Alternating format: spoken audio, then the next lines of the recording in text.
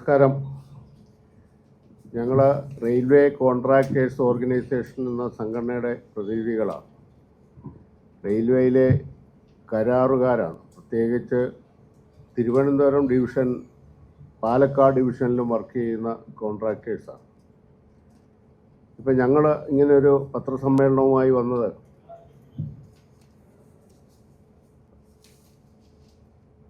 തിരുവനന്തപുരം ഡിവിഷനിൽ കഴിഞ്ഞ 3 മാസക്കാലമായി ചെയ്ത ജോലിക്ക് ബില്ല് മാറിക്കിട്ടാത്ത ഒരു സാഹചര്യമുണ്ട്. അത് ഞങ്ങളുടെ വ്യക്തിപരമായ കാര്യം ആണ് എങ്കിൽ പോലും ഒരു സാമൂഹിക പ്രതിബദ്ധതയുള്ള ഒരു വിഷയം ചൂണ്ടിക്കാട്ടാനാണ് ഇപ്പോൾ ഇങ്ങനൊരു ദൗത്യവുമായി ഞങ്ങൾ വന്നത്. റെയിൽവേയുടെ കാര്യം നിങ്ങൾക്കറിയാം.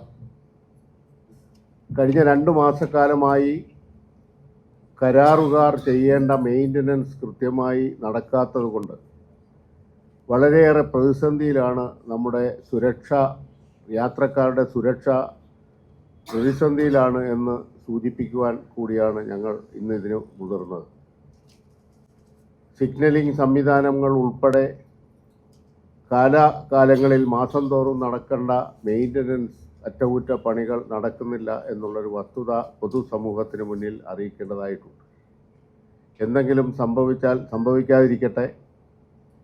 സംഭവിച്ചാൽ ഞങ്ങൾക്കൊക്കെ അതിനകത്ത് ഉത്തരവാദിത്തമുണ്ട്. ആ വിവരം നിങ്ങളെ അറിയിക്കേണ്ട ഒരു ബാധ്യതയുമുണ്ട്. ഞാനൊരു ജനപ്രതിനിധിയാണ്. ഞാൻ കൊല്ലം ജില്ലാ പഞ്ചായത്ത് അംഗമാണ്. അപ്പോൾ സാമൂഹിക പ്രതിബദ്ധതയുള്ള ഒരു പൊതുപ്രവർത്തകൻ എന്നുള്ള നിലയിലാണ് ഈ വിവരം പൊതുസമൂഹത്തെ അറിയിക്കാൻ തീരുമാനിച്ചത്. ഞങ്ങൾക്ക് 150 കോടിയോളം രൂപ പലർക്കായി കിട്ടാനുണ്ട്. അത് പണ്ടൊക്കെ മാർച്ച് മാസത്തിലാണ് ആ പ്രശ്നം റെയിൽവേയിൽ ഉണ്ടാകുന്നതെങ്കിൽ കഴിഞ്ഞ നവംബർ തൊട്ടുള്ള ബില്ലുകളാണ് പെൻഡിങ് ആയിട്ടുള്ളത്. അപ്പോൾ സ്വാഭാവികമായി കേരളത്തിന് പുറത്തുനിന്ന് വളരെയധികം ഏജൻസികൾ, കോൺട്രാക്ടർമാർ ഇവിടെ മെയിൻ്റനൻസിന് വർക്ക് എടുക്കുകയും പൈസ കിട്ടാതെ വന്ന സാഹചര്യത്തിൽ അവർ ഈ നാട്ടിലേക്ക് പോലും വരാത്ത ഒരു സ്ഥിതിവിശേഷമുണ്ട്.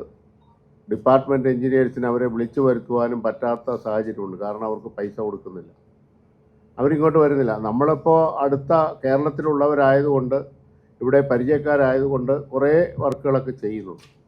റെയിലുകൾ മാറാൻ പറ്റാതെ കിടക്കുന്നു. എല്ലാ വർഷവും ചെയ്യേണ്ട ലൂബ്രിക്കേഷൻസ് ചെയ്യുന്നില്ല, ഗ്രീസിങ് ചെയ്യുന്നില്ല. അതുപോലുള്ള നിത്യേന ചെയ്യേണ്ട, മാസം തോറും ചെയ്യേണ്ട സിഗ്നലിംഗ് സംവിധാനങ്ങളൊക്കെ തകരാറിലായി കിടക്കുന്ന സംവിധാനങ്ങൾ. ഇപ്പോൾ അതൊക്കെ കരാറാണ്. ഏതാണ്ട് 90% റെയിൽവേയിൽ എല്ലാം ഒരു തരത്തിലല്ലെങ്കിൽ മറ്റൊരു തരത്തിൽ കരാർ പണിയാണ്, കോൺട്രാക്റ്റ് വ്യവസ്ഥയിലാണ് പോയിക്കൊണ്ടിരിക്കുന്നത്. പണ്ട് റെയിൽവേക്ക് ഉത്തരവാദിത്തപ്പെട്ട ഗ്യാങ് വർക്കേഴ്സ് ഉണ്ടായിരുന്നു. ഒരു ഗ്യാങ് 20ഓളം പേർ വരുന്ന, അങ്ങനെ ഒരു സെക്ഷനിൽ 5-6 ഗ്യാങ്ങിൻ്റെ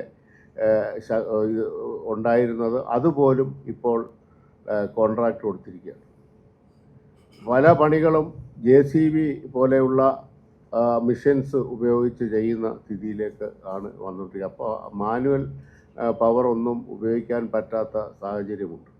ഇപ്പോൾ തിരുവനന്തപുരം ഈ ഡിവിഷനിൽ തന്നെ 152 കോടി രൂപ ഈ മാർച്ച് വരെ നമുക്ക് കുടിശ്ശികയായിട്ടുണ്ട്. മൊത്തത്തിൽ 150 കോടി രൂപ ആണ് കുടിശ്ശിക വന്നിട്ടുള്ളത്. ഇത് ഞങ്ങൾ ഈ ഒരാഴ്ചക്കകം ഈ പണം കിട്ടിയില്ല എങ്കിൽ അനിശ്ചിതകാലത്തേക്ക് നിന്നിരിക്കുകയാണ്. വർക്കുകളെല്ലാം നിന്നിരിക്കുകയാണ്. വേറെ ഗത്യന്തരമില്ല. മറ്റ് ഡിപ്പാർട്ട്മെൻറ്റ് പോലെ അല്ല. വളരെ തുച്ഛമായ ലാഭമാണുള്ളത്. കൃത്യമായ പണികൾ ചെയ്യേണ്ടതായിട്ടുണ്ട്. റെയിൽവേയിലെ വർക്കുകളൊന്നും അതിനകത്തൊരു കുറവും വരുത്താതെ ചെയ്യേണ്ട വർക്കുകൾ ലാഭം കുറഞ്ഞ് ചെയ്യുന്ന കോൺട്രാക്ടർമാരാണ് റെയിൽവേ കോൺട്രാക്ടേഴ്സ്.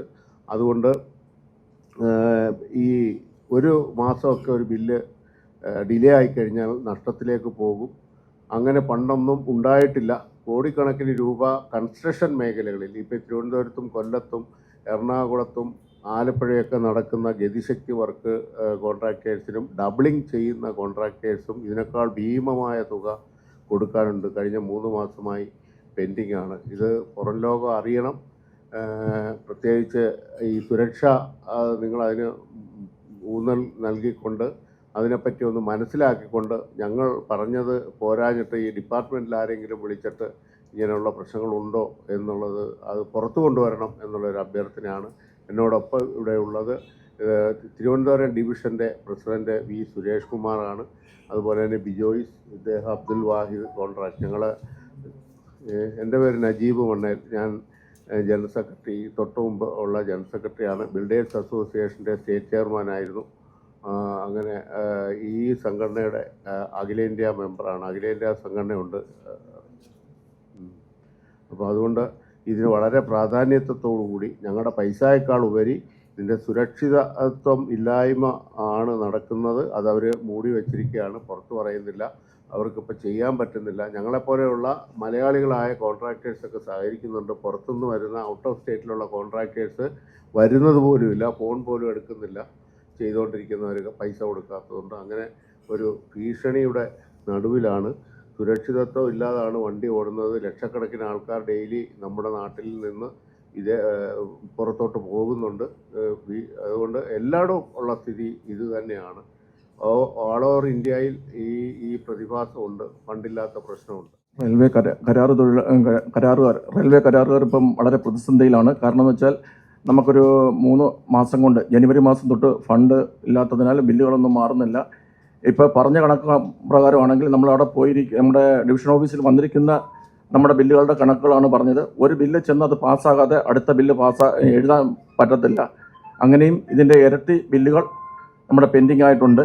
നമുക്ക് ഇവിടെ വർക്ക് ചെയ്യാൻ അനുകൂലമായ ഒരു സാഹചര്യമാണ് ഇപ്പോൾ ഉള്ള കാര്യം. അനുകൂല സാഹചര്യം എന്ന് വെച്ച് കഴിഞ്ഞാൽ നമ്മുടെ ഈ വേനൽക്കാലം, മൺസൂൺ കാലത്ത് നമുക്ക് ട്രാക്ക് വർക്കും മറ്റു കാര്യങ്ങളൊന്നും ചെയ്യാൻ പറ്റുകയില്ല. ഈ ഒരു സമയത്ത് നമുക്ക് ഫണ്ട് കൂടി ഇല്ലാതെ വരുമ്പോൾ നമുക്ക് സമയബന്ധിതമായിട്ട് വർക്കുകൾ മുന്നോട്ട് ചെയ്തു തീർക്കാൻ പറ്റുന്നില്ല. അതിന് നിങ്ങൾ മാധ്യമ പ്രവർത്തകരോട് എൻ്റെ ഒരു ഞങ്ങളുടെ വിഷയങ്ങൾ ഒന്ന് ഹൈലൈറ്റ് ചെയ്ത് കാണിച്ചാൽ എത്രയും വേഗം ഫണ്ട് മറ്റു കാര്യങ്ങൾ അനുവദിക്കുമെന്നുള്ള ഒരു വിശ്വാസം നിങ്ങൾ അർപ്പിച്ചുകൊണ്ട് ഞാൻ നിർത്തുന്നു. നന്ദി, നമസ്കാരം.